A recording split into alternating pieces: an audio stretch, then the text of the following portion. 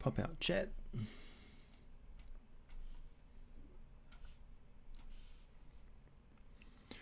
There we go. Hello, everybody. It's a beautiful day. Today is your regular sanctioned mead stream.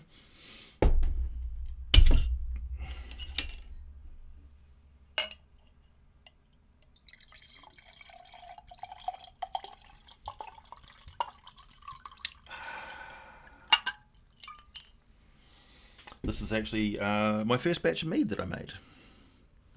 So it's one of the ones which is sitting around getting sort of vintage. Hey! Special thanks to everybody who was popping into and chatting during the foyer, the pre-stream chat,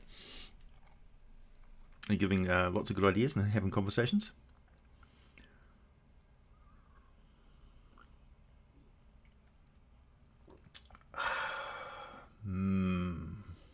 Well, this is going to be a good live stream.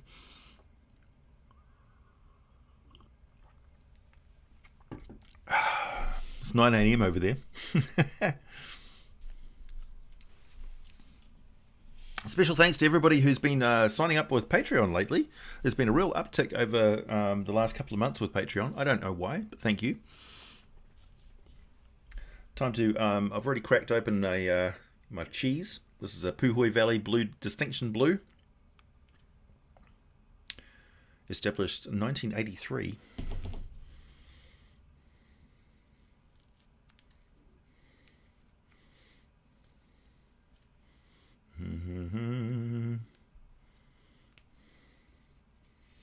Not quite the Catoblepus death cheese, but close.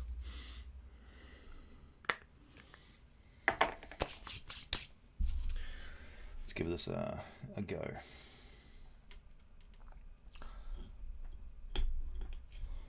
Chop it down the middle and inspect the damage. Not too bad, not too bad.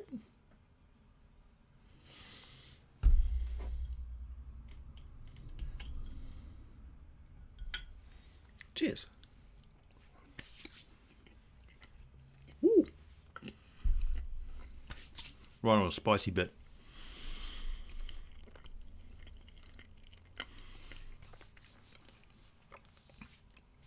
Things are going very well, Robert, in New Zealand. We haven't had any new cases for 8 days in a row. We're left to one active case in the country. So we've basically re-established crowds of 100 or more are legal. We're almost down to level 1 COVID alert. So yeah, we're doing real well. You can have honey with breakfast. This is true, Corey. Hey, thanks, Adrianeth. This meat is lovely. It's fantastic. Yeah, you can see that nice, beautiful. It's cleared up quite a lot.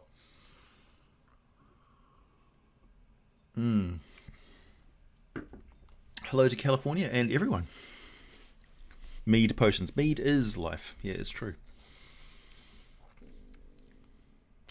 Yes, I do, Gage. I love MMA and martial arts in general, including HEMA, historical European martial arts. All forms of combat science I find interesting. Hi, Justin. 30 new every day. Yeah, something like that. Did you bear? Do I make my own cheese? Funny you should say that.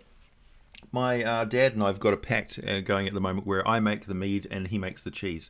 So he's got a feta was the last one he made, but he's going to go for some hard cheese on the next batch. So yeah, we do also make cheese here.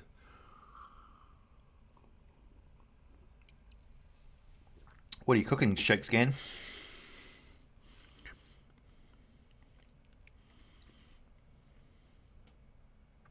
I'm not trying to be rude, but your voice makes you sound younger.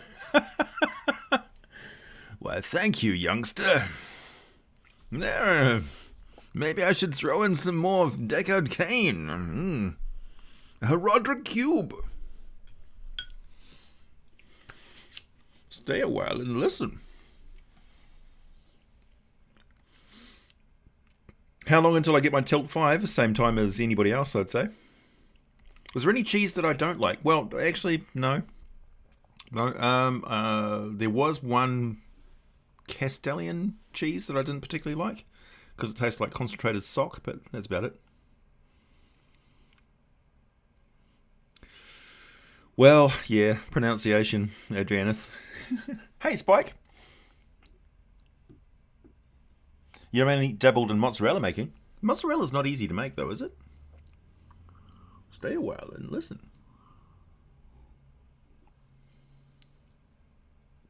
Speak more ricketish, yeah. Rickety. Hey, Morty. Dude, I finally saw the... if you watch the Patton Oswalt's comedy special on Netflix... He then has this outro at the end of it, which leads directly into this other more sort of obscure but famous comedian, who I think is the inspiration for Rick from Rick and Morty, because he sounds like Rick having one of his fantastic rants. He literally sounds like a mad person, but it's quite funny. American craft singles. Well, yeah. I mean, I'm not like... I wouldn't call myself a cheese snob. I'll try any sort of cheese, I suppose. I'll try cheese whiz. It's like you can enjoy a good steak and also eat Spam, you know. There's nothing wrong with Spam.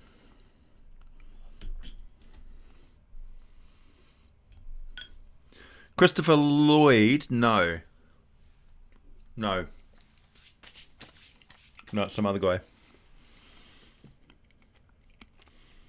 Ellen, you're starting your first urban campaign. Any ideas or suggestions? I have many. Would you like to narrow it down somewhat? What would you like suggestions on? I would recommend going to a website called Chartopia, where they have tables that you can roll on to determine the contents of a shop or something like that, or a building. What do I think of American cheese? I need more experience with American cheese.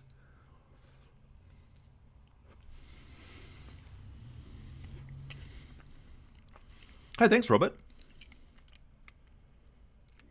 Yeah, nice craft. Craft is not cheese. Well, it's a dairy product, we would say.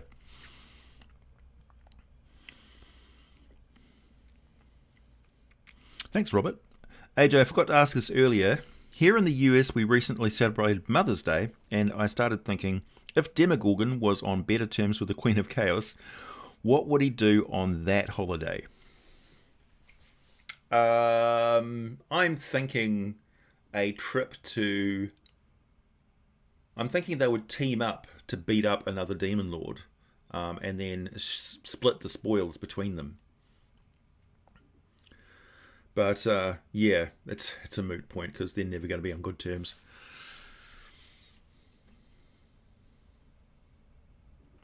Right. Good suggestion, Spike.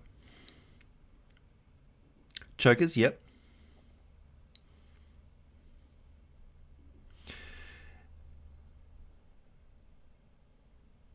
If they gave you the Mystara setting and said retcon it the way you want, what would you do with the setting? I would give it to Mr. L and say, go for it.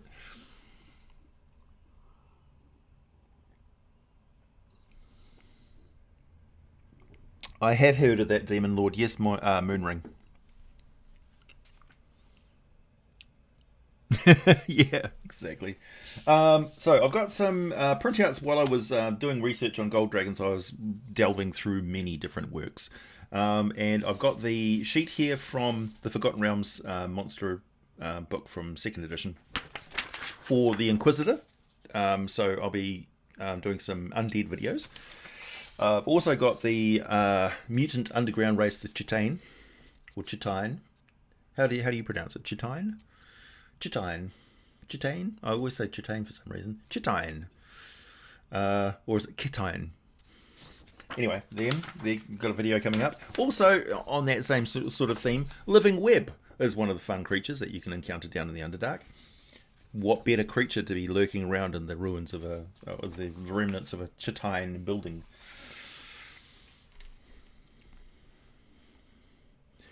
Blueberry cheddar. Nice. Sounds good.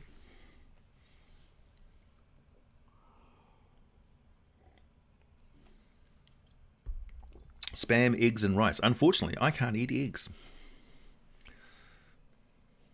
You've got your most metal gift of all. Nothing!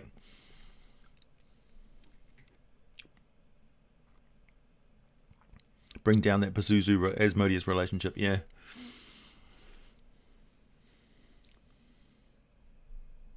Chitin, yeah. Or chitin, yeah. Chitine, maybe?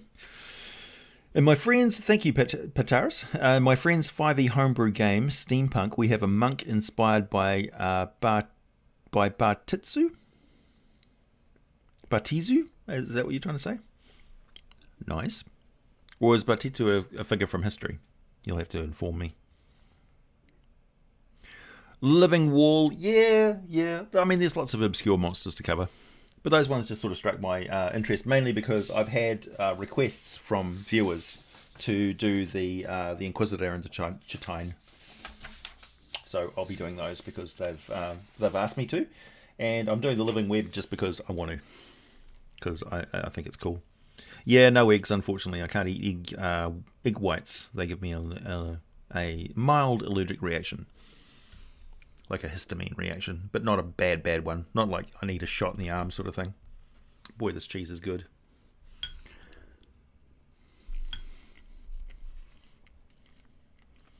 You say it chitin. Right, yeah, you could. Chitin. That sounds good, actually. No flan. Even worse, no pavlova, which is the stuff that we make in New Zealand. It's like no meringues, basically. Spider-Man. Yeah, nobody likes walking into a spider web in the dead of night, and it goes right in your face, and you're like, ah! You start doing kung fu moves. Ketine? Yeah. Hey, Kollros.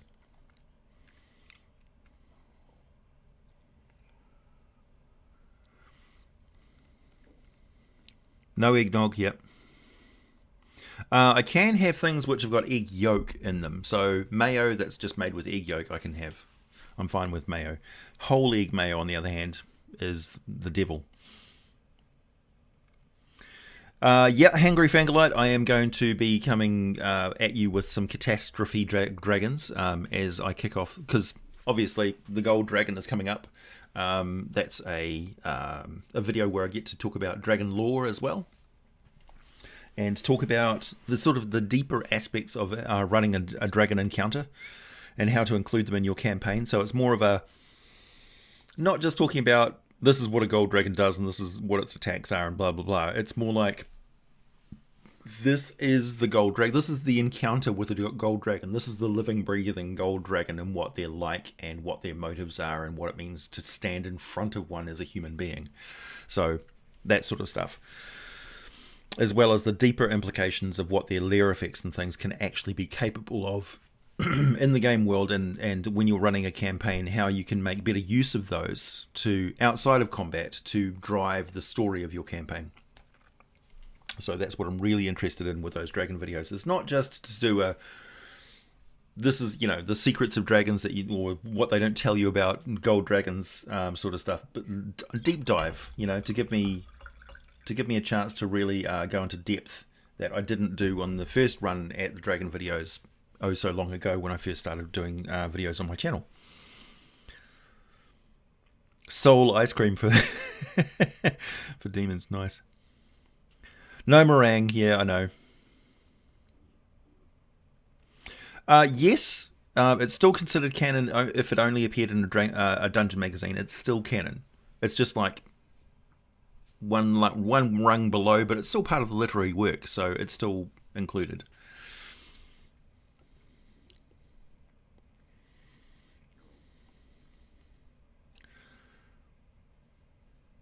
Dorvishes, that's what they're called. Gold dragons have a diverse range of servants, but they are actually quite antisocial when it comes to dragonkind. So while they are the most powerful dragons and they could actually have other dragons working for them, they generally don't. Also, they're a bit political with their use of Urds and the kobolds, for instance. We'll get into that. I didn't see the launch. I was actually tuned in for the first launch of the SpaceX rocket, but I didn't make it for the second one. But I'm glad it went off without a hitch, and I had no doubt that it would. What side is the spider on of the web? Is it trapped against my face? Oh, that just made it so much worse.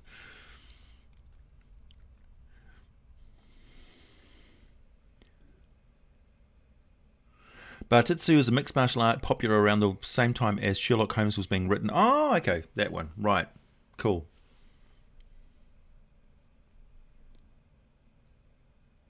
The Feywild are not in 5th edition. Yeah, but they are in the history of the Forgotten Realms. So they're there. It's just they're not currently active in the Forgotten Realms, I guess you could say. Seeing as they're mostly buried under monolithic dungeons and things. Hey Sky, thanks for talking about me in the third person. I love that. I'm grateful for AG's videos. I was inspired to create a Dragons vs Giants campaign world. Nice.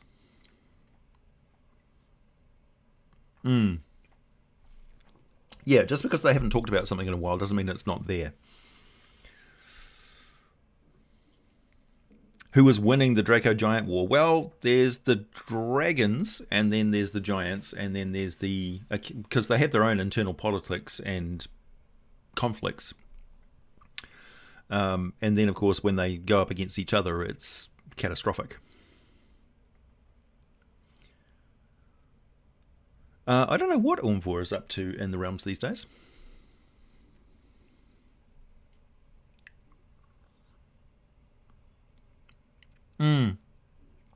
Yeah, exactly, Juju Bear. It's good to redo things when you can do them better.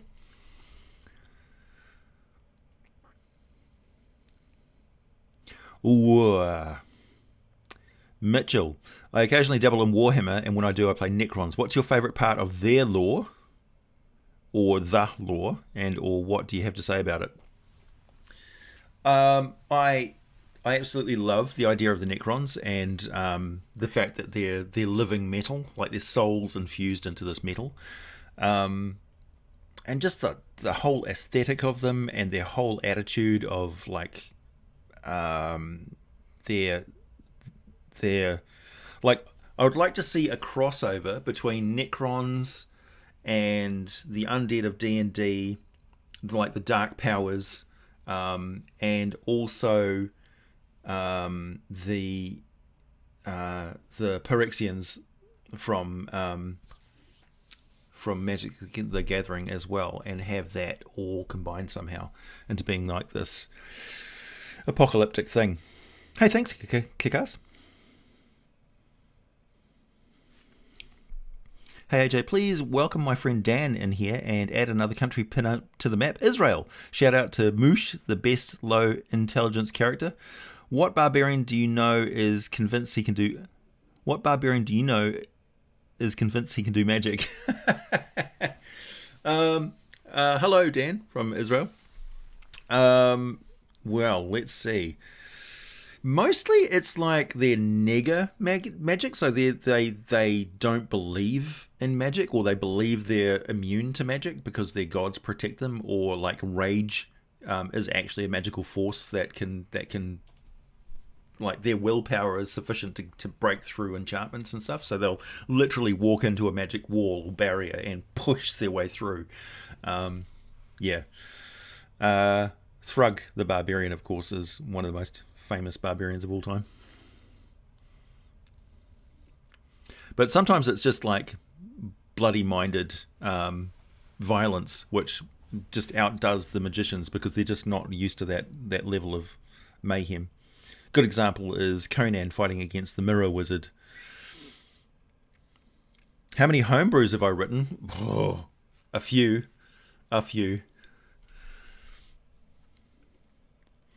Jonathan, I'm having writer's block with one of my villain's origin story. Could you help me? He's a cleric who became a lich, but I don't know how he would be able to keep his cleric spells. Oh, quite simply.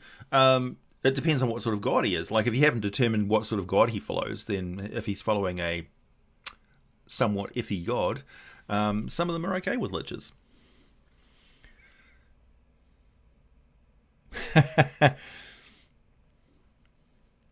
Question, are Modrons incarnations of the petitioners of Mechanus? No. As far as I know, they're not.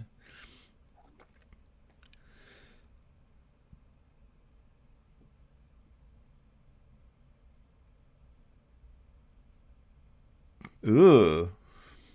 6 species of spider inside solar panel packages. That's terrifying.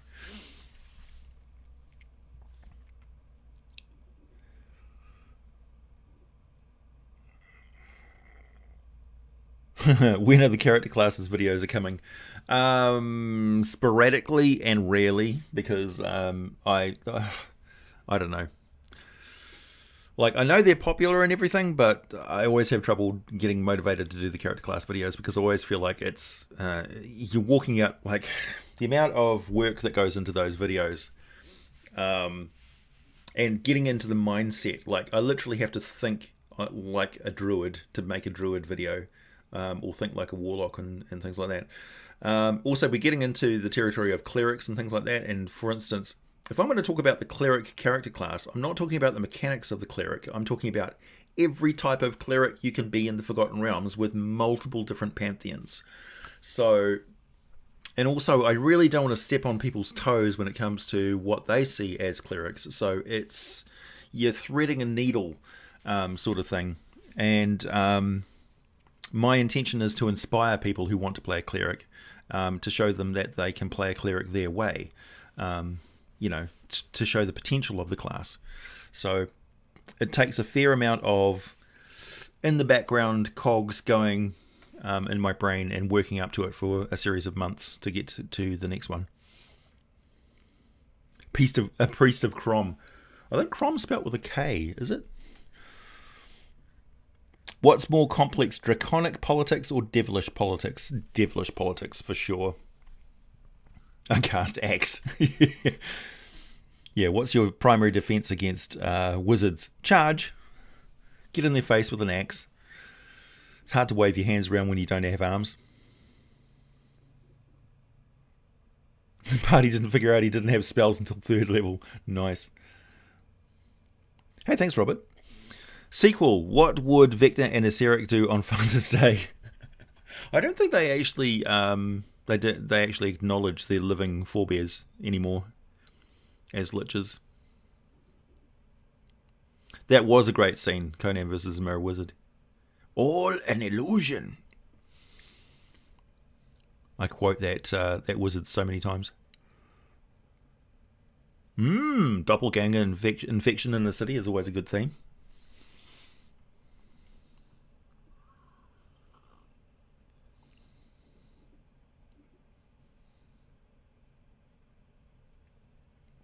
That is weird, Sky. Yeah, magic can't hurt me because I don't believe in it. Hey, Ag Silver Radio.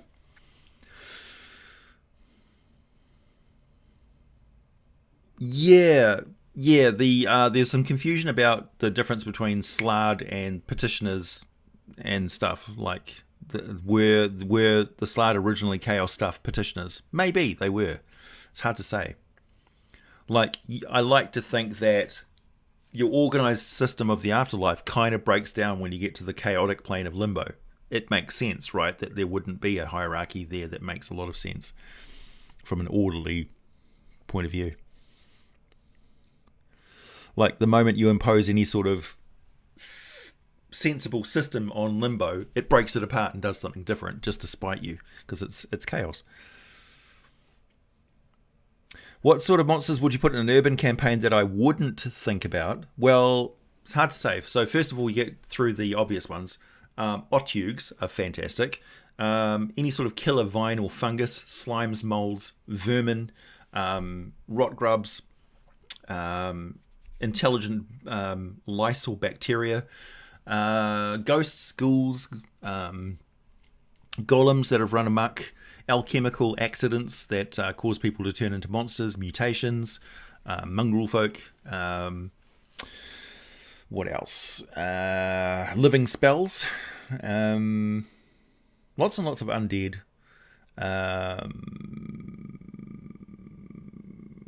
And cults, of course. Cults.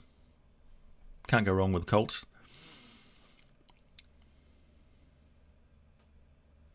What base class from a previous edition would you like to see come to 5th edition? A base class? Cavalier. Constantly find that my D&D group shame the Ranger class. What's your opinion on the 5th edition Ranger class? I don't have an opinion on the 5th edition Ranger class. It literally doesn't interest me that much. I don't know. I never particularly played a lot of Rangers, really. I'm more inclined to play a Bard than a Ranger if I'm going for a sort of a cross-class, skill-based, jack-of-all-trades adventuring class. The main thing that I find challenging with Rangers is that from my experience in previous editions, it's all about your Ranger's focus and what happened in the past. So they're a very story-based adventuring class because of their focus on a favoured enemy and a favoured terrain and stuff. So they're really good as NPCs because they make sense as a guide or a scout or something who's got a particular set of skills. I've got a particular set of skills to get you through a wilderness terrain and things like that. You can rely on the Ranger to see you through. Whereas a player character Ranger who is specialised in hunting goblins in a swamp and all of a sudden you're in an urban campaign for an extended period of time, kind of difficult to make that character sing. You know what I mean? So, yeah, I'm not overly... Crom with a C. Ah, true. So, yeah.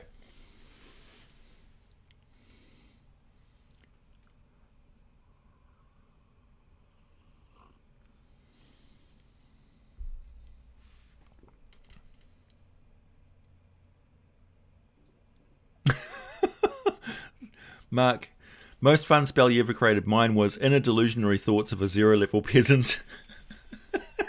So you think you're the delusion of a peasant. Nice one. Let's see. Things like prismatic spheres and things like that, I quite like. What do you think is the worst monster encounter to run? Personally, I don't like hordlings. Things like rats, vermin, piles, swarms of vermin can quickly run out of control. Like, it's really hard to gauge, in 5th edition in particular, how dangerous a swarm can be. When they start getting multiple hits on player characters and the characters start to go down, and it's just like, this wasn't supposed to be this serious a fight with something which is so inconsequential. Yes, Spike, the Slard are the Batraki. That's why they're not made of petitioners. Yeah. Because the Batraki went all over the place. So you can encounter the Batraki anywhere, but they went sort of outer planes. They became trans-dimensional. And the opposite to that would be the Imaskari, who went interdimensional. So imagine those of you who are those of you who are Doctor Who fans, the Deep Imaskari walked into the TARDIS, closed the TARDIS door, sealed it, said anybody who goes through that door will forget where the door is if they want to get back. And we're just going to live inside the TARDIS and continually expand the inside of the TARDIS until it becomes worlds within worlds that are completely under our control. So we're going to create our own demiverse. And that is what the Deep Imaskari are. They adapted to their own magical environment. So you can run an entire campaign in a mega dungeon of demiverses run by the Imaskari, where it's kind of like the Domains of Dread from Ravenloft, where each of these domains is a personal project by one of these Imaskari wizards. And I love that idea. Because it's the quintessential madcap crazy dungeon which can make no sense. It's like every dungeon level is a folly created by a wizard with a weird sense of humour.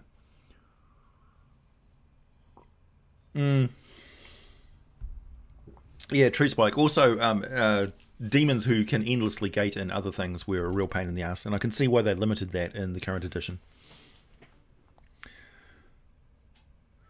Oh, thanks, Dennis. My resident wizard. I'm more of a sage than a wizard. Although, given how magical this mead is, I would class this as a spell.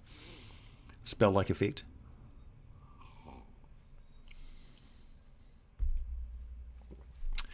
Mario Sack, thank you. If for a homebrew campaign you were to replace Strahd with another creature or entity for the hell of it, what do you think would be something capable of being just as interesting? Well, the Domains of Dread also include things like Frankenstein's monster and other type of horror things. I would suggest go and watch like Hammer horror films and things to find some really interesting creatures. Things that mess around with planar and temporal boundaries. So, for instance, if you were haunted by the ghosts of things you haven't killed yet, that led you to the nightmare of having to kill their living thing. Let me explain that better. You're approaching a village and you've been tormented by this ghost which has been chasing you for days of some village person who is tormenting you and hating on you and driving you crazy, and you just can't deal with this thing. And then when you get to the village, you realize that the ghost is the representation of someone in the village who, for some reason, is going to end up being somebody that you have to kill. And only when you kill this person will the ghost disappear. So it's like a reverse ghost. And it can be quite dark and horrible. Like it's a ghost of a suicidal person. So it's an echo ghost which is driving you to commit the act which will end the suffering of the living person. So it could be a psychic ghost, for instance. That sort of thing would be creepy as hell. And I think for a Domain of Dread, a classic monster for a Domain of Dread would be the original It movie with the spider that lived in the sewers and it was causing the manifestation of Pennywise the Clown. Just like that.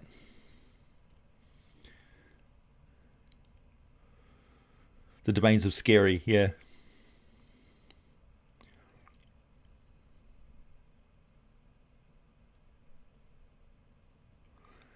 TARDIS inside the TARDIS. Yeah, exactly.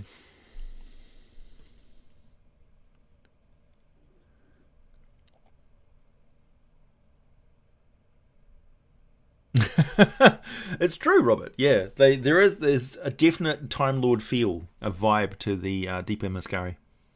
And let's not forget that one of the most famous wizards in a dungeon of enormous proportions that just keeps on increasing on the inside is Halaster. Where was Halaster from originally? Imaska. So Halaster the Imaskari is kind of like a Deep Imaskari wizard in a way. So there could be a theme that the Deep Imaskari are actually driven kind of insane inside their TARDIS-like dimensions, and only when they leave there do they think about re-establishing their former empire and things like that. But we haven't seen the true might of the Deep Mascari. We have no idea what their true power is. But they are not interested in going back to the surface world. It just doesn't interest them anymore. This like mundane world with limitations imposed on them by gods. Within their own demi-realm, perhaps there aren't any limitations on the magical effects that they could do. Oh, thank you. Missing super chats. Hey Jay, finished up Homebrew World. What types of guilds do you feel are essential? Do you like including when you're making a world? Yeah. The Forgotten Realms guide here has got some excellent examples of guilds. Let's see. I'll just zip back here and talk about them a little bit.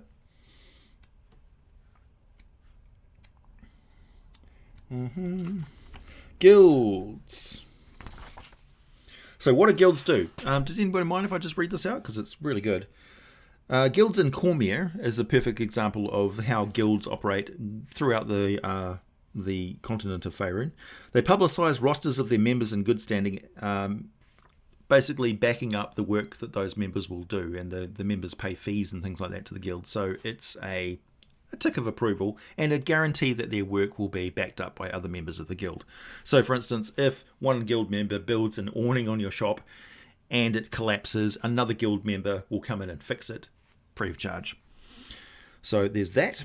They agree on approved glues, finishes and other materials. Sometimes guild also approve suppliers for those materials, as well as when members desire procuring supplies in bulk to get discounted prices for members.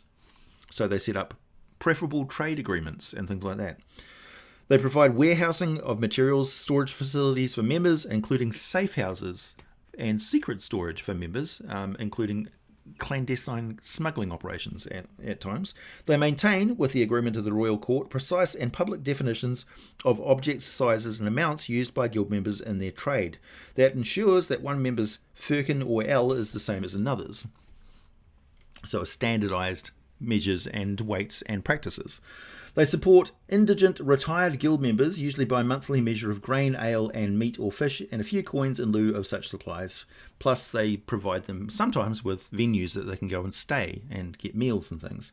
They offer money changing and money lending services, and that's particularly important with cross-continent trade in Faerun, where coins, for instance, need to be exchanged. So they also provide secure money storage and money lending for members. They provide guild members as observers when caravans arrive for fairs or jesters green elsewhere around Hilp or south of the Starwater, as well as ships unloaded at docks in Surreal. They insist guild members being present in order to see that cargoes are arriving and in which containers, and they basically supervise and allow the guild to adhere to any local bylaws and things and provide records of trade and stuff. They also provide a lot of other trades and functions. So the guilds that you find, sometimes you'll have guilds which combine forces. So you'll have the Falconers and Cheesemakers Guild will combine forces because the cabal is more powerful than just the individual businesses and things. So guilds quite often consolidate power. So they unionize, sort of thing.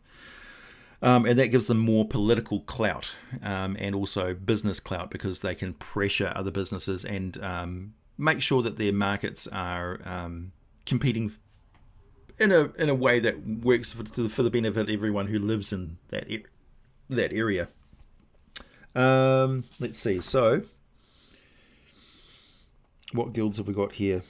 Sculptors and Masons Guild, Guild of Carpenters and Joiners, the Armourers Guild, Guild of Coachlers, Carriers, Waymen and Locksters, and the True Breeds Guild, and the Seafarers Guild, and the Vintners and Falconers Guild, the Brewers and Cheesemakers Guild, the Roofers, Thatchers and Glaziers Guild, the Tanners and Leatherers Guild, the Guild of Weavers and Coopers, the Guild of Naturalists. So one of the most powerful, the Guild of Carpenters and Joiners, controls wood cutting, curing, staining, furniture making, fitted carpentry and joinery. This is a wealthy, energetic, into everything guild that also funds experimentation, artistic expressions, journeymen, wayfarers, travel, bringing in foreign styles of furniture and things like that. It's also fractious. The guildmaster faces almost constant challenges to his authority from what he calls pompous, fat little trumpet mouths who think that they can do a better job at running the guild. So they have their own politics and stuff going on in the background.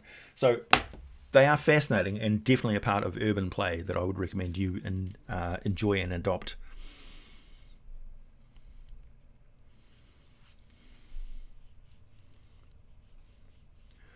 Doodaloo.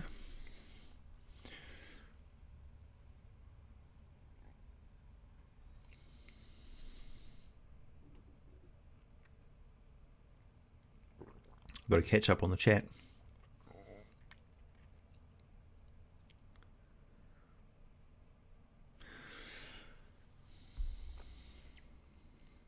Oh, what was the creature? There's a beguiler as well, which looks like a mouse that can just... It's got like true sight and really nice pelts.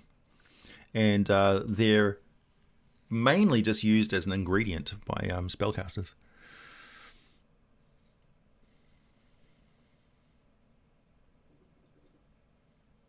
Yep. Glamour bards, yep.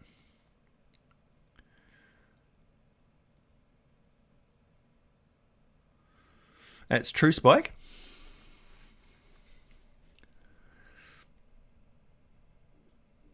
Yeah, one other thing I want to do is update my Forgotten Realms map with trade routes and coin usage and draw boundaries and things for where coins are acceptable.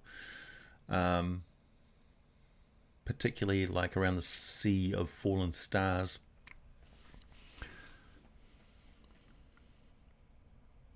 Cormyr is, yeah, I think Cormyr is one of the best countries to deal with and adventure in.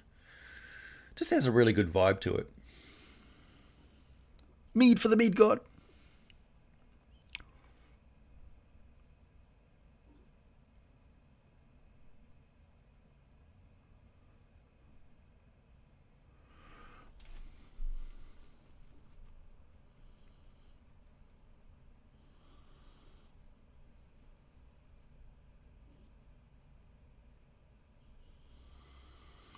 There's really good information. I didn't really understand the Zentarum until I read this book.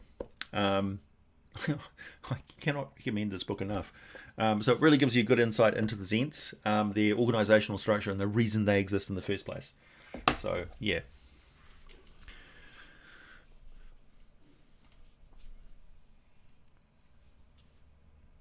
If you want a 600-page campaign, what's it called? That Arthur, Rattan Arthur, or was it Batten? Raka Arthur, the big mega dungeon. That's a 600-page book for 5th edition. It's been updated by Frog God Games. Rattan Arthur, I think it is.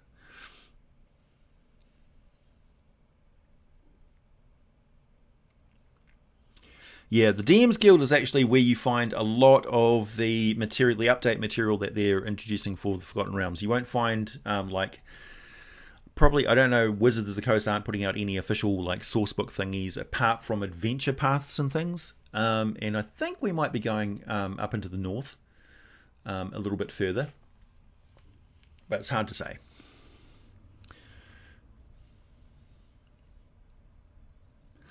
What book is good for god ecology? Probably Monster Mythology is a really good one, and just Faiths and Avatars and things like that. Those good old ones. Rappin' Arthur, yeah.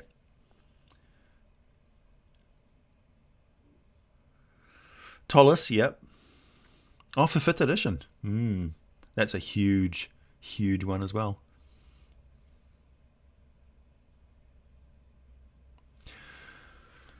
Yeah, coin exchange can be a real pain in the ass. That's true. A lot of people just hand wave it, like encumbrance and things like that. They don't worry about different denominations of currency, but it can actually be a really important element to, if you know where coins come from in the realms, you can identify treasures and things like that by where they come from, or like where are these mercenaries from, and you search their body and they've got coins from Sembia. It's like, well, these are Sembian merchants hired these guys.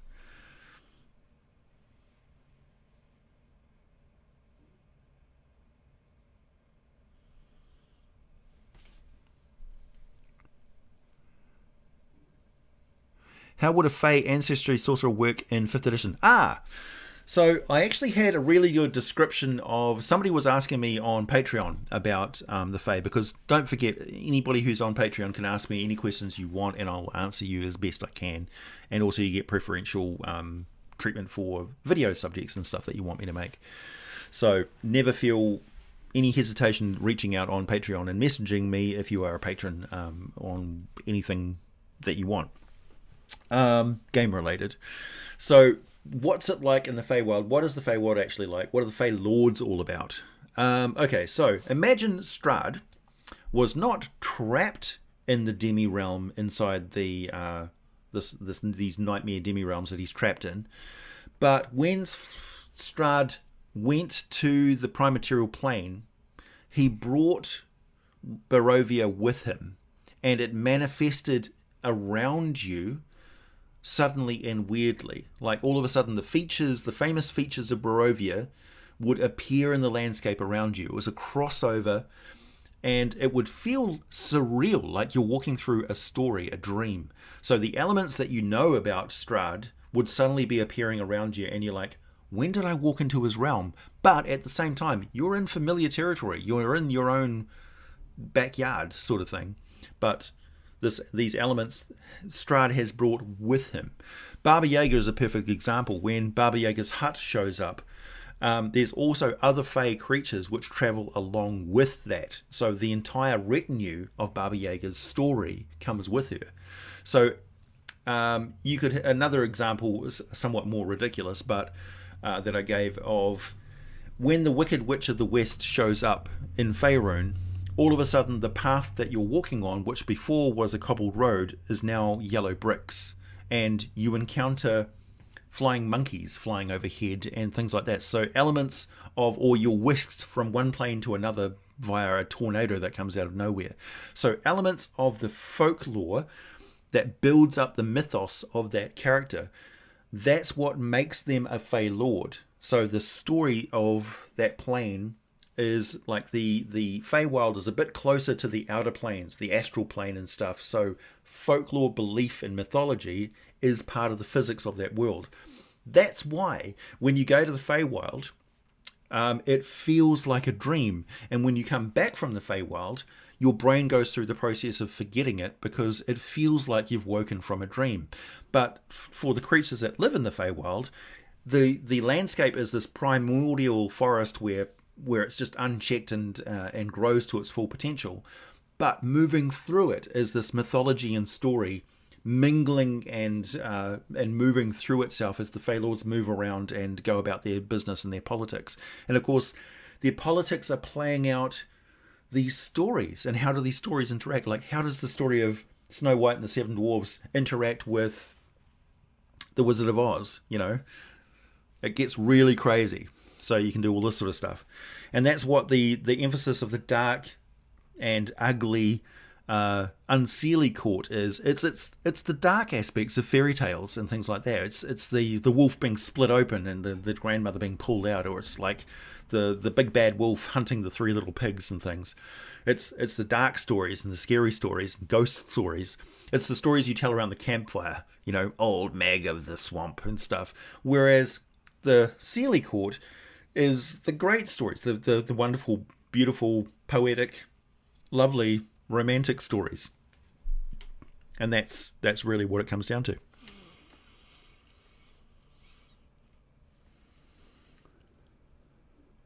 Oh, so in answer to your question, the Fey Ancestry Sorcerer, how does that manifest itself in a magical sense? Belief, manipulation of natural forces. So the weave, as Ed Greenwood puts it, is Mystra herself. Mystra herself is the weave, and she has got her fingers in all of these different physical forces and supernatural forces and planar forces which are moving in and of and around these planets and things, and she's channeling it in a way that it's regulated. So when you're dealing with magic and fey magic and stuff, you're talking about belief, fairy tale, folklore, and things like that. Like Baron von Munchausen is a perfect example of that sort of fey aspect to him, in which his level of excitement in life determines how old he is, for instance. So his belief affects his physical self and his environment. And the retinue, the people who are with him, his retinue, are influenced by that at the same time. So it could be that, like that recent movie Onward, or is it Onward, where he's walking across this bridge that is just based on his imagination. So he believes that the bridge is there. He believes that his feet are going to hit something solid, and so it is so. That's what fey magic looks like in a way. Is there a hag god? There was. I'm not sure if there is currently. I'll have to look that up.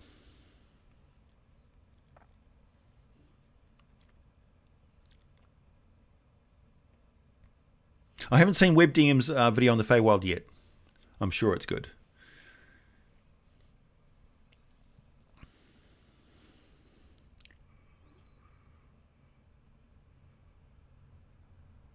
Mead elementals and cheese columns. I like it. More cheese. You guys can't hear it, but there's a constant bubbling in the background as I've got 30 litres of mead brewing right now. It's been brewing for a week. So my whole room smells like carbon dioxide. It's probably not good for me.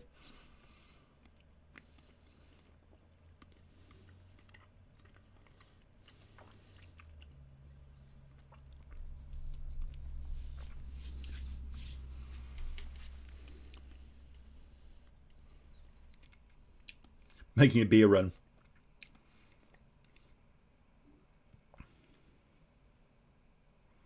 If I were a demon lord, what would my layer of the abyss be like?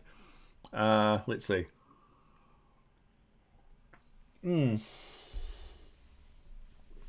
I'd probably be tyrannical. So everyone would be slaving away, bringing me books that I'd be eating in front of sages who are crying at the loss of knowledge. I'd be the exact opposite of me, basically. Good question, though.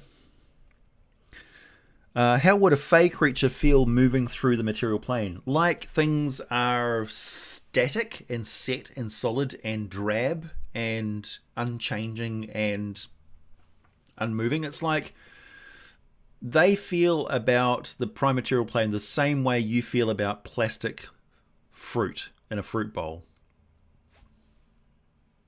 It's like, what's the point of this? Like, if you go to one of those restaurants in Japan where all of the meals are displayed in plastic in front of you, so that they're always unchanging and dead, unfeeling, unalive. So to the Fae, everything in the Feywild is more vital, more alive, more interactive, and more tied into story and fable. Like, for instance, a plate of food, once eaten, could reappear if it's supposed to in that scene, in that setting. So there's strange physical laws at play there that make sense to them. Temporal physics can be skew-if in the Feywild. So the utter regularity and inexorable drive towards entropy in the prime material plane is uncomfortable for them. It's cold and distant and dead. Drinking mead.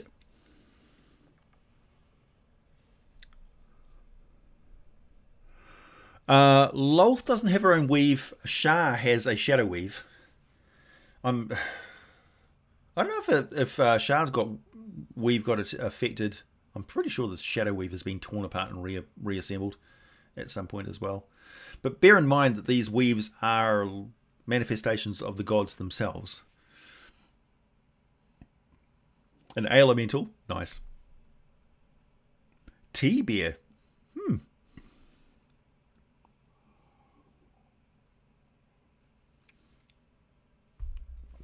Characters with an extra attack don't get extra actions, is that correct? Yes, that's correct.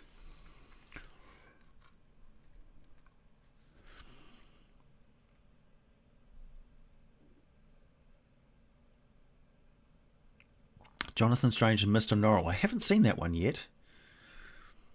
World Beyond the Looking Glass and the Man with the Thistle Down Here. Yeah, so, yeah, like in the Feywild, if you look in a mirror, there is definitely a realm on the other side of the mirror in the Feywild. Because, like, you know, our folktales, our scary stories of you say this person's name 3 times while looking in a mirror and she'll appear in the mirror sort of thing, that's real in the Feywild. 100%.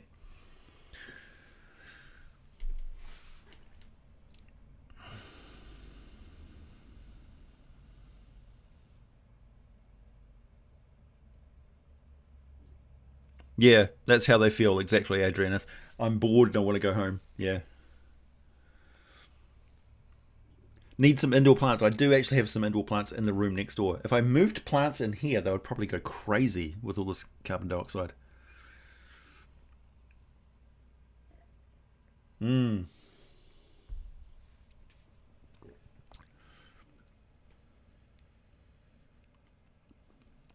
Good suggestion, Dracos. Cheese Golem has Stinking Cloud for sure.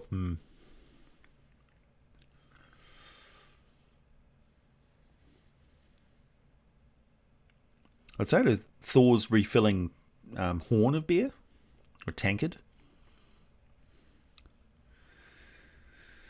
If you were a hybrid between any two of the true dragons, which ones would you choose and why? Hybrid between any of the true dragons. Gold and one of the gem dragons. I don't know, gold and sapphire dragon. That sounds cool. I don't know.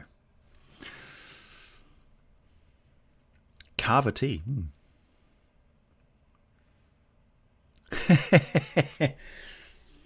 Skull. Yeah, a bit like a hangover come down, yeah. Are the Fae and the Lachey the same? No, they're not. So the Lachey are they're remnants of a previous universe sort of thing. So they got sort of... Imagine you were wandering through a demi-realm, and then while you're away, the universe that you were from got reordered because somebody went back in time and changed previous conditions. Like Marty McFly actually slept with his mum, and all of a sudden the universe changed, and then when the Lachey came back, everything was different. And we're like, nobody remembers who we were. You know, this is not the same universe. Kind of the same problem that the Spellweavers have. The Spellweavers are that a few hundred steps in the past as well. So their universe is completely different back in the day. And they're trying to get it back to what it was. But if they do so, they destroy everything that is. The Lachey, on the other hand, have this ennui where they're like, well, there's no point returning things to the way they were. We're immortal anyway. So who cares? You know, this isn't our world. They've got that... When Rick goes to a parallel dimension and picks up another Morty and another blah, blah, blah, it's not his original dimension anymore, but he doesn't care anymore. Nothing matters to him because he realizes there's infinite iterations of the universe. Same thing with the Lachey. The Lachey are like, well, this isn't our original universe, but what was our original universe, if not just another meaningless iteration of endless realities? So they've got pan-dimensional burnout, so to speak. The Fae, on the other hand, are wholly involved in their own dreamlike state of story and fable and things. So they're almost prisoners, like Strahd in his pocket dimension of his story that plays over and over again. And the Fae are limited in that respect.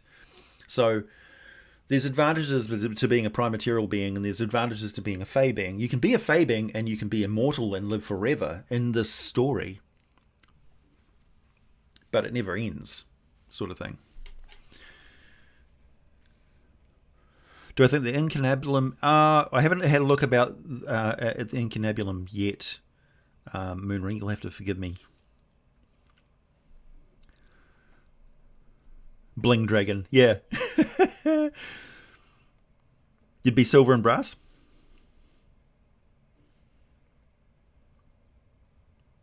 Yeah, that seems to be a theme with the mirrors, right? That it's not only an opposite switched around, it's a moral opposite of the person as well. So there's an evil version of you in the mirror. Because it's creepy. Like, seeing that video of that cat, for instance, and it's like pouring at the mirror, and then it turns away, and then the mirror image of the cat turns around and looks at the cat. It's creepy as hell. Gives me the heebie-jeebies.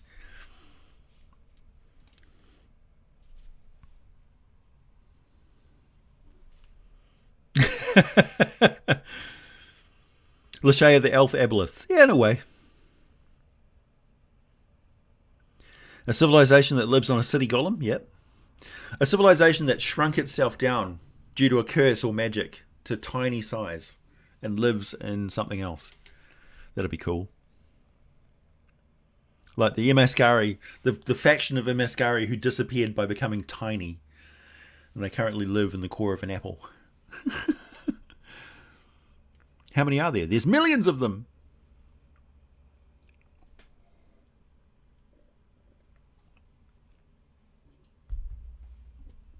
I might actually finish off this bottle of mead. Stream's not over until this glass is empty. I declare it. To freedom.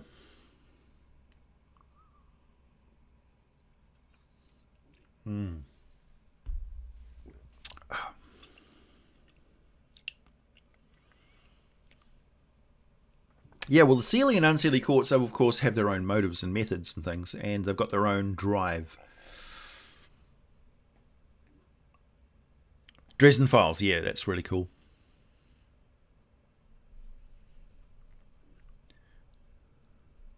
Oh, yeah, the Pathfinder 2, Bestiary 2 is out. That's true.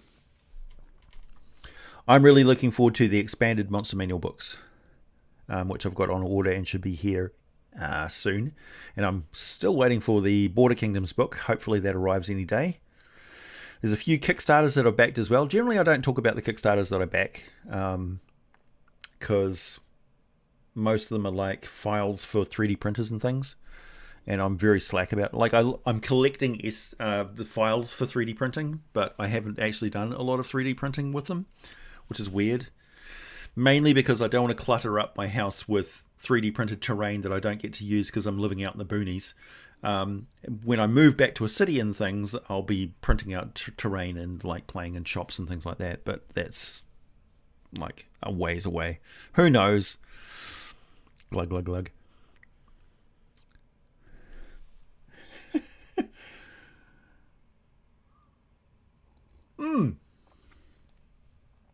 Yes, the real Gibraltar. The bottle city of Candor, yeah. Candor is spelled with a K, right?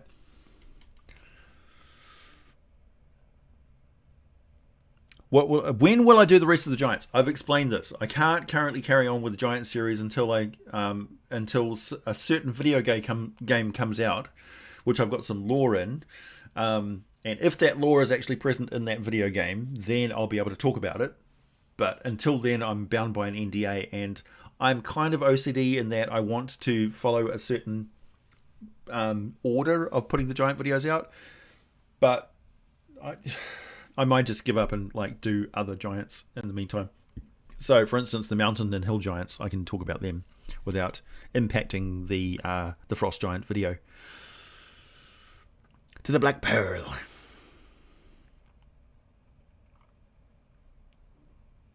So yeah, I'm getting there, Sakib.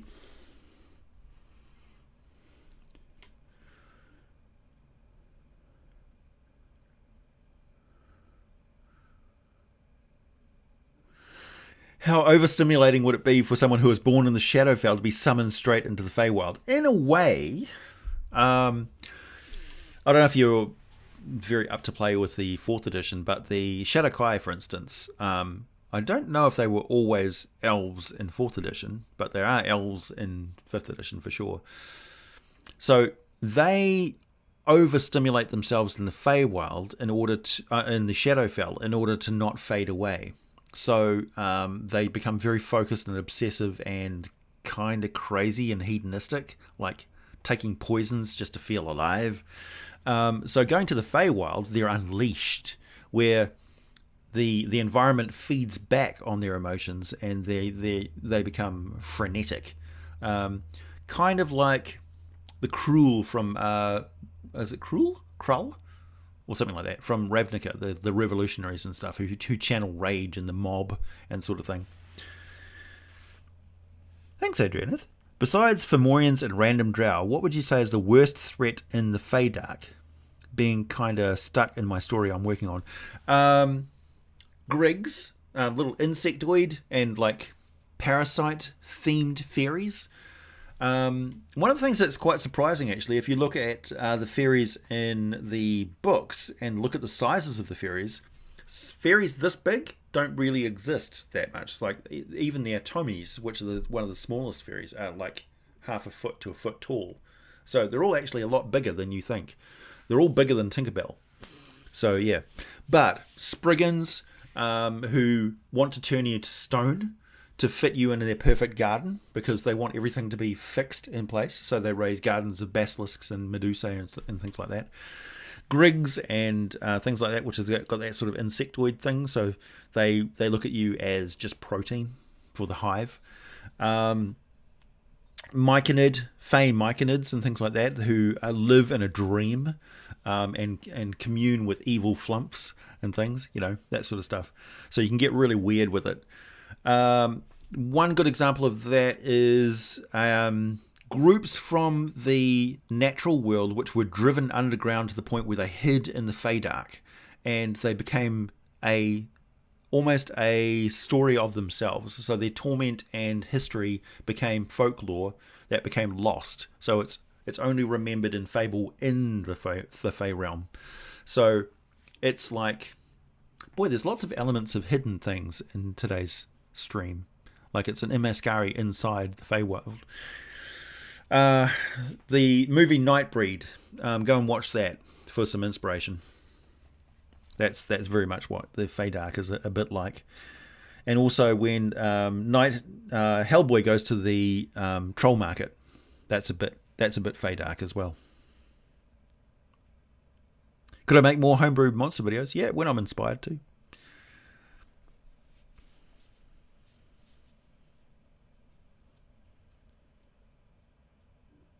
Yeah, the Shadowkai weren't elves in 4th edition. I think it's an improvement though, William. Don't you think? More elves has got to be good, right?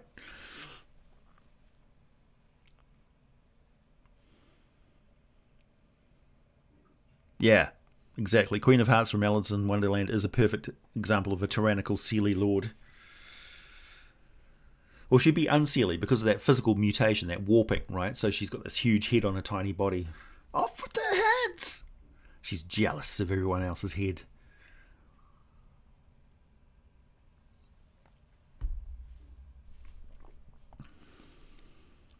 Man, the censor's being a little bit overboard. It just held cockatrice. It's like, come on. It's not a rude word. It's a rude monster. Clive Barker Cabal. Yeah, Clive Barker has some really good stuff.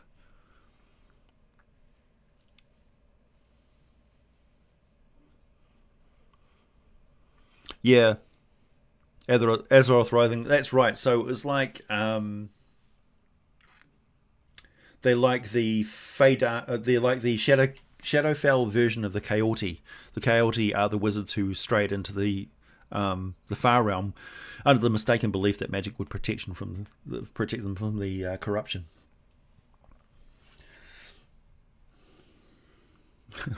I'm getting quite inebriated here, people.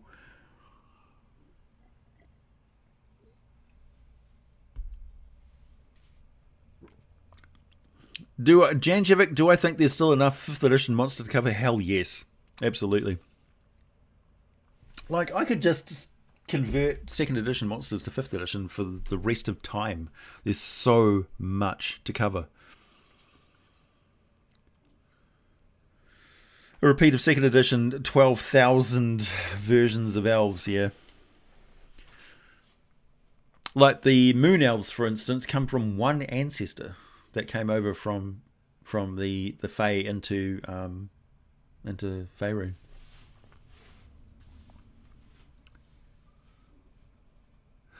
What ways would a Dragonborn try to become a true dragon? Why would they want to be a true dragon?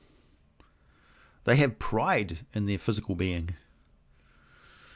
Same reasons, same motivations why a sorcerer would want to be a dragon. Just, it's a form of, like, you don't see a lot of dragons in the afterlife. Like, dragons don't go on to the outer planes, as far as I know. They're prime material beings. In a way, they're sort of super adapted. They're more tied to the elemental planes than the outer planes. So, yeah, it's really quite interesting with dragons. They're different. Booze, the sweet essence of sobriety.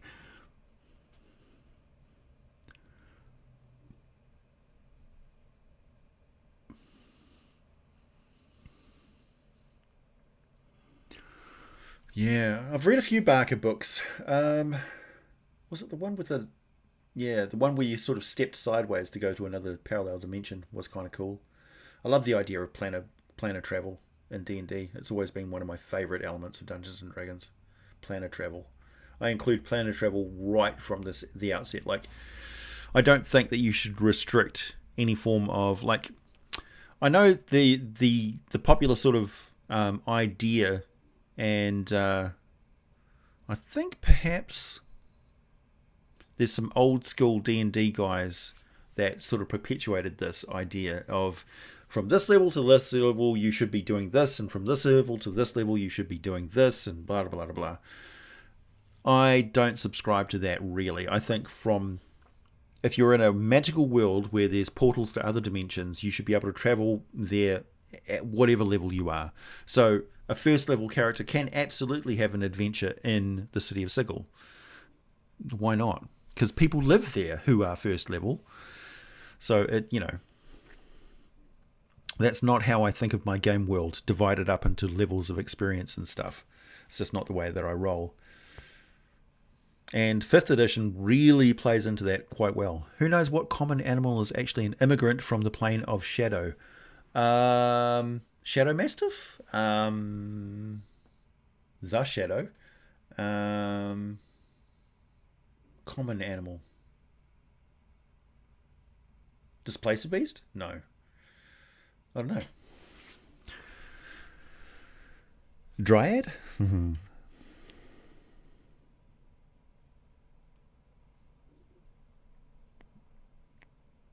Ah.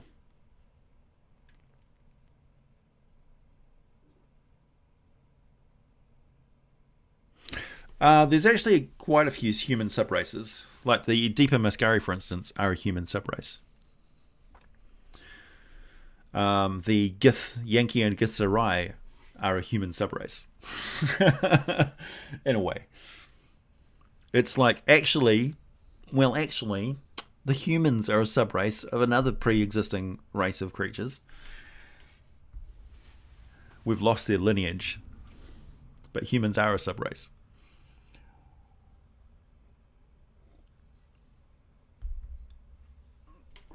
130 people. Good grief. Any new lore ideas for Zakara? I kind of like, every time I go to Zakara, we keep getting diverted off to some other place of Faerun, unfortunately. Planescape is incredible.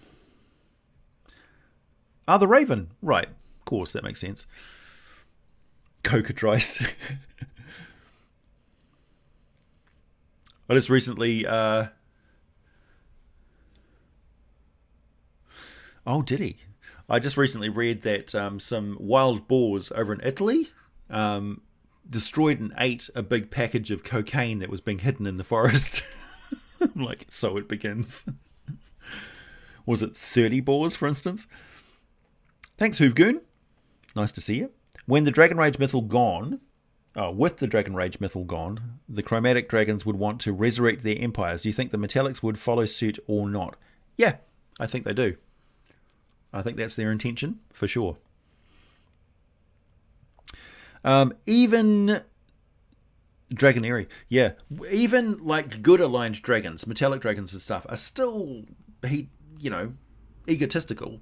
So it's quite common for a gold dragon to want to employ demi-humans to build its lair into fabulous palatial expansions. And in the process, it gets involved in their guild, and in the process, it promotes civilization and stuff, and sooner or later, it's in charge of their entire kingdom. That's just the way they operate. A creature which lives for thousands of years getting involved in the affairs of creatures who live for 300 years, they end up ruling everything. It's just the way it goes. Particularly because, they bring them gems and pearls to snack on. They show favor.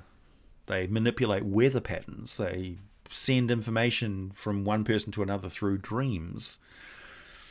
But we'll get into that when we talk about gold dragons. Why is the gold dragon the most powerful dragon? I'll tell you why.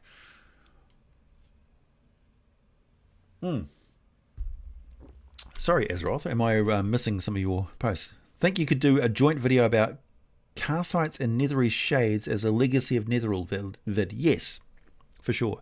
In fact, I've still got to do the third Netherese video where I'm talking about, because I was talking about the creation of spells, the era where they're creating all these new spells, and I sort of stopped, and I need to get back into that before I lose my notes, which are around somewhere.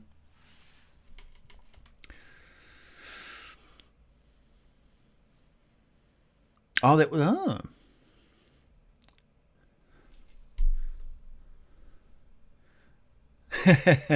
Mead video. Well, I've currently put like...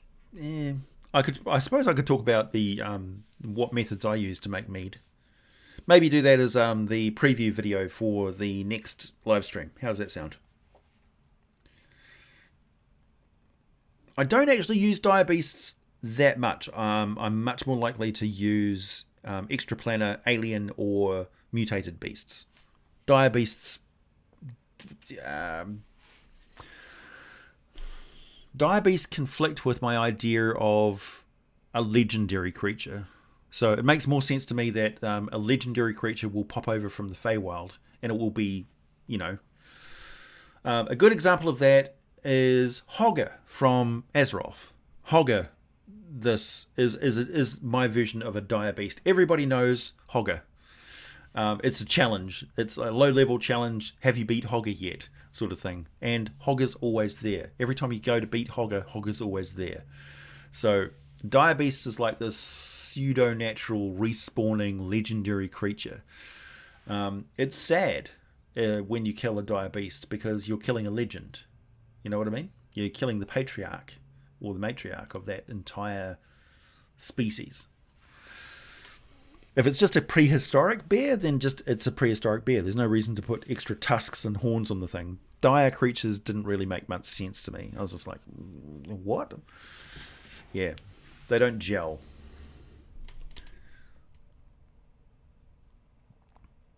Yeah, I was surprised at how popular the Vlaakith video was. And I do sort of waffle for the first 15 minutes because there's just so much back history and lore to cover to talk about who Vlaakith was and what the legacy of Vlaakith was, and the importance to the entire Gith race and stuff, and the fact that the Githyanki were there first. Like, the Githyanki were not defined by their split from the Githzerai. The Githyanki are defined by their following the philosophy of Gith, and Gith was a hero, the greatest rebel ever, but she was lawful evil. And she made a pact with Tiamat and Despater. So, you know. Cocaine Boar, challenge rating 7 monstrosity. Yeah. Mage touched.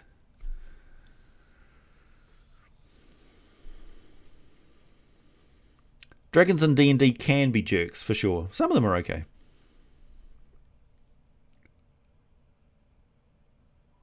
A vampire queen in complete control of Waterdeep. Yeesh.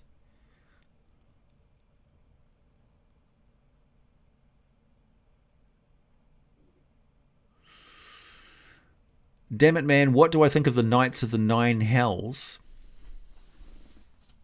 I'm not familiar with the Knights of the Nine Hells. I'm going to make a note. Kinix Uv Te Nin Heels.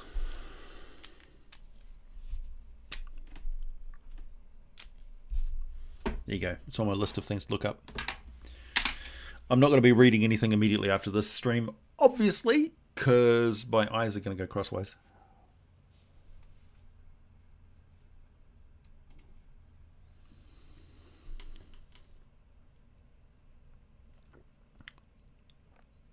The Shadowvar were idiots for taking up the worship of Shah.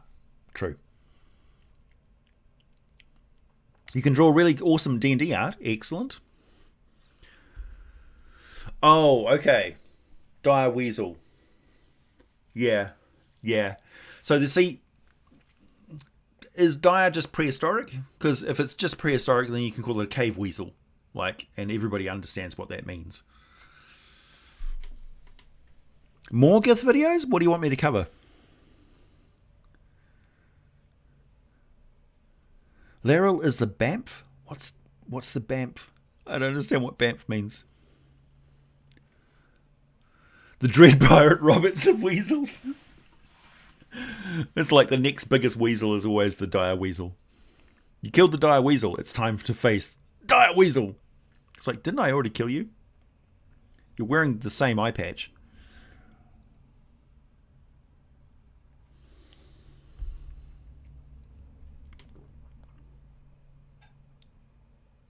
Nazugon. AO equals realm space. Yes, that is true. Is there a Fey template that can be added like the Shade template to an existing character? Just add more feathers and ruffles and, you know, I don't know.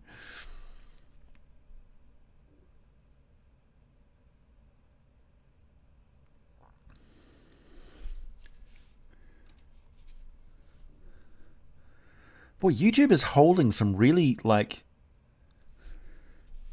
Oh, thank you.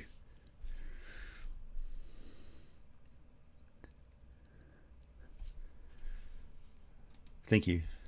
Now I know what BAMF means.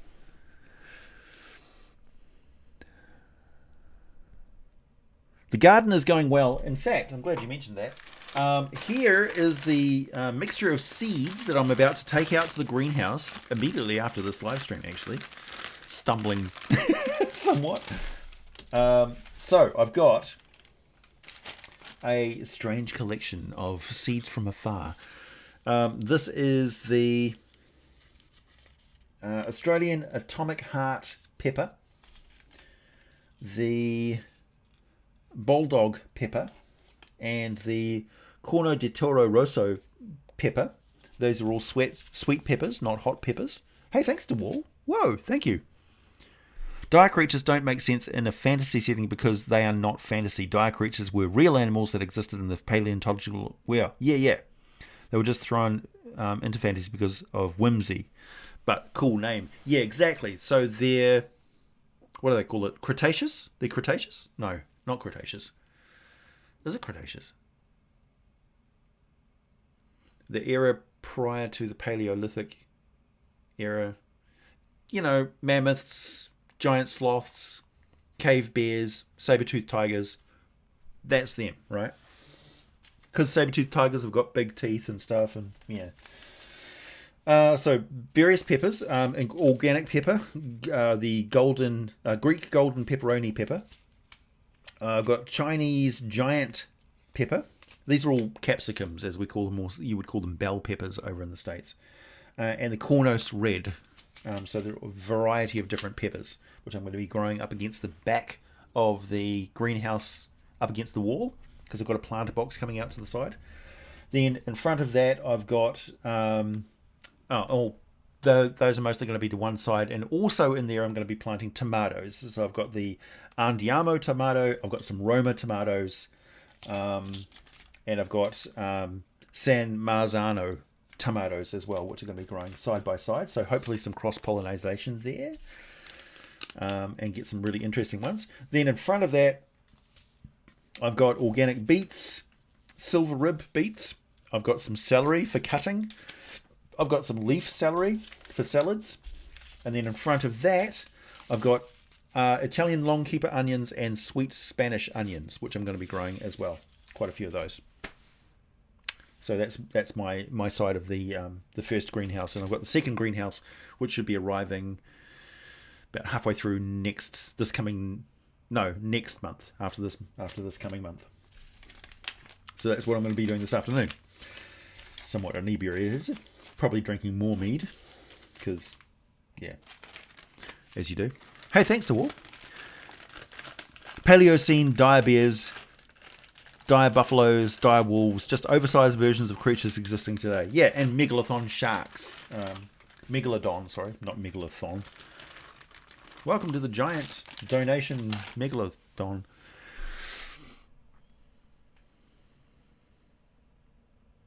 Mr. L has revealed the next Juice X pod line. Oh, cool.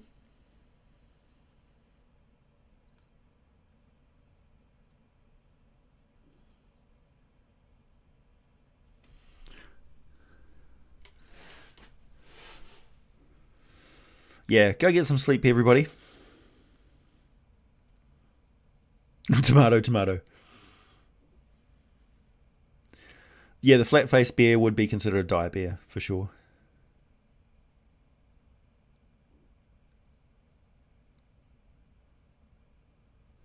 Yeah, the first time I grew peppers, I had something like 11 different varieties, and only 2 of them survived because chickens got at them and killed all my peppers.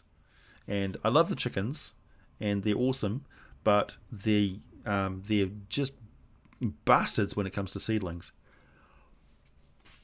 They see seedlings and they're just like, oh, there might be grubs there. They make a beeline for new gardens. It's just like, piss off. They're great for dealing with slugs and snails, but they're absolutely, you've got to protect your gardens from them.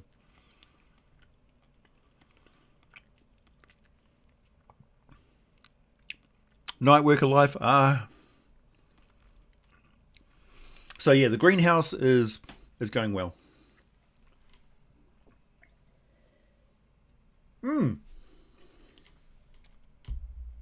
Yeah, dire creatures would just be normal creatures in a Hollow World campaign where you're playing that sort of Tarzan, primeval thing. I love that sort of like that setting where there's dinosaurs and there's also Paleolithic or Pliocene or whatever. Paleocene? Paleocene. Yeah, so there's dire creatures and dinosaurs or thunder beasts existing side by side. So it's like giant bear versus velociraptor. No machinery, no machinery. The most complicated thing I'm going to be using today is a pencil. No roosters, just chickens. We've got some old retired chickens. Basically, this is a retirement park for birds.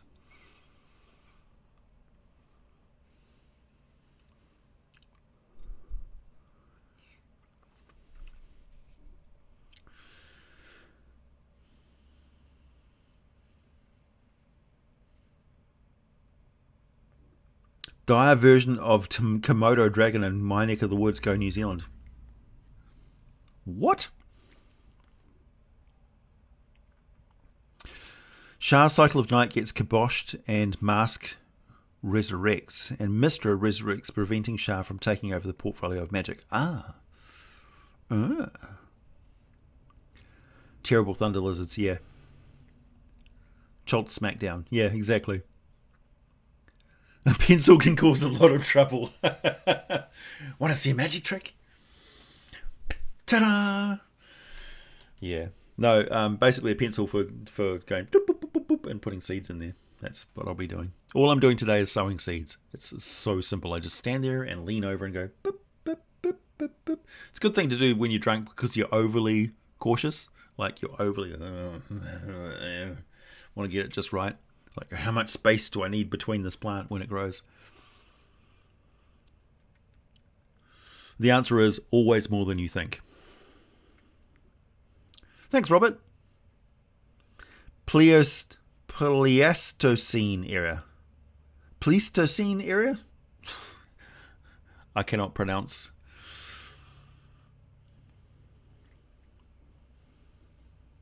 What's gone, Zachary? Farewell.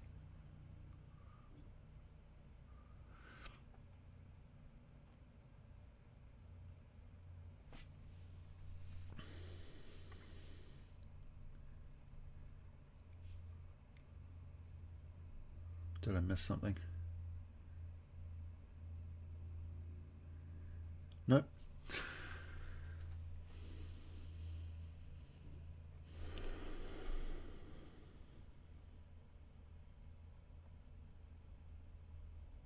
What's gone? What are you talking about, Zachary?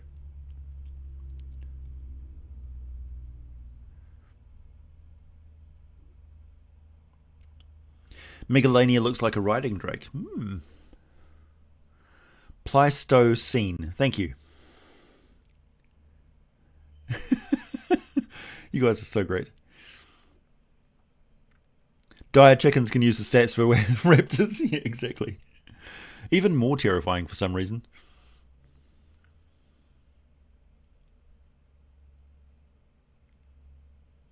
Drinking and sowing your seeds. That's true. Or oats, as the case may be.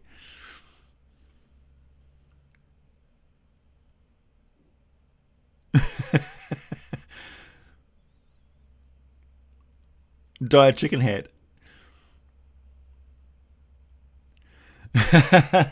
Spike, do you ever think Groomsh and Corellin will ever come together as brothers again? I don't know. If they retrieve Groomsh's eye, then that's the only chance we'll have for tusked elves. And orcs that lived for 600 years.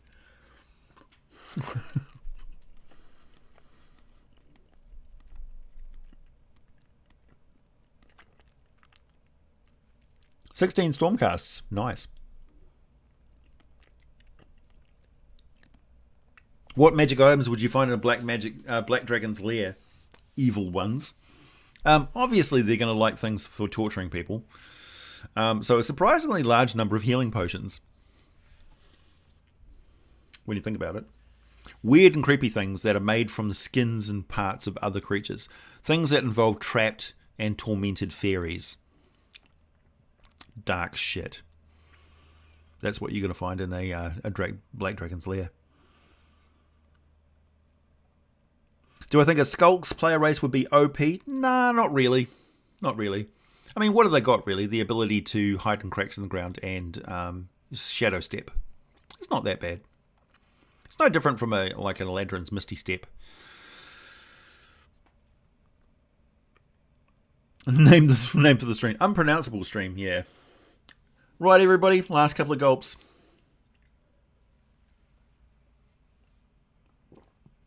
Make that one gulp. Damn. A bottle o' mead.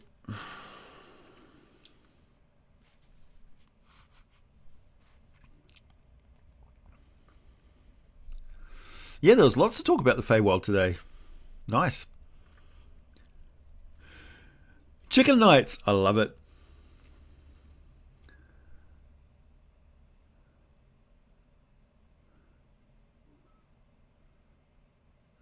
What would the party even deal with in minus 30,000 DR? That was when the world was completely frozen over. So you're talking about an ice world, I believe. Because at one point, the sun was completely obscured or gone, right? So the story goes is that the sun was actually swallowed.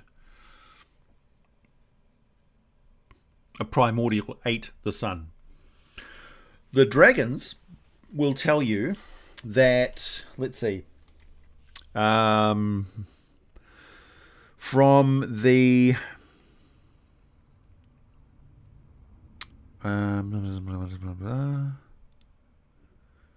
there is a book that the dragons have, the Book of the World, which was actually written by a humanoid, but it's about the origin of the dragon, so it was codified and written down.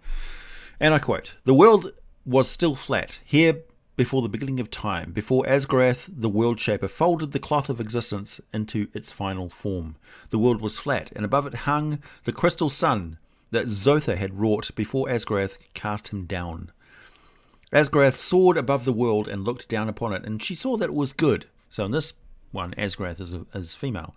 "And so Asgarath bent her form around the crystal sun and touched her breath to it." Where the crystal sun burst into fragments that pierced the flesh of Asgarath, and her blood fell on the world. Where the drops fell, the powers of the world and the powers of the crystal sun came together. And the spawn of Asgarath came forth upon the face of the world. Red they were. Red that would later depart from its purity. But here, before the beginning of time, their red was the pure red of the shattered crystal sun. Red dragons. Red drakes. They spread their wings and took to the skies, circling around the still cold form of Asgarath. One after another, score upon score, they bent their breath against the body of Asgarath, and the skies rang with their lamentations. Only one of the spawn of Asgarath withheld its breath. Instead, he pulled a shard of the crystal sun from the flesh of Asgarath and used it to draw blood from his own flesh. And this blood fell upon the face of the world. As before, there was movement, where the blood fell. But the creatures that came forth from the blood were not the pure red. Coloured like the products of the world they were, like the unliving metals. And the renegade raised his voice, and his voice was a trumpet. I too have created. The form of Asgrath began to stir, and as the renegade knew it must, the renegade spread its wings and flew away, and the spawn of the renegade followed him into the farthest reaches of the world. So there's a definite chromatic bent towards them being the first original children of the dragons, the red being the most the purest and superior one, and the metallic dragons being more worldly, more concerned with the world and its mortal creatures and stuff, and actually being renegades against the original pure form of dragon, which is Asgrath.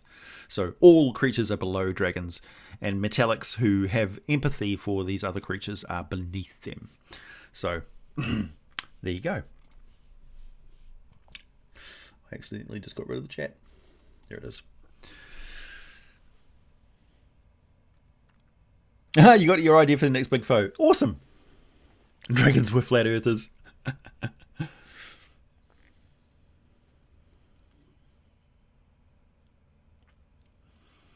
Yeah, well, there you go, Michael. You can't take everything as rote if it's to do with religious philosophies and doctrines and stuff like that, and not like historical facts and evidence.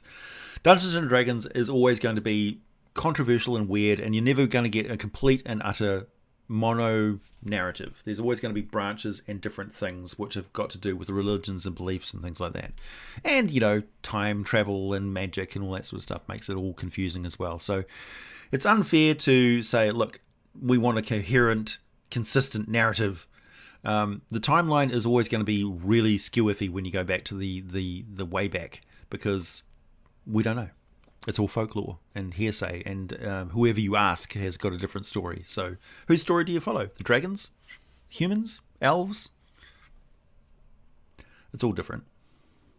Anyway, everyone, thank you very much. It's been a great stream. I'll be back again next weekend. Possibly with more cheese, possibly with more mead. And I'm about to go and do some gardening before we've got some heavy weather hitting the Bay of Plenty. So hopefully I'll get in there before it gets too gnarly. But it's pretty calm outside at the moment. We've got a bumper crop of citrus this year. And our kiwi fruit have just been harvested. So we'll see how it goes. The chicken and the pencil lore. Alright, everybody. Catch you later. Thanks for tuning in.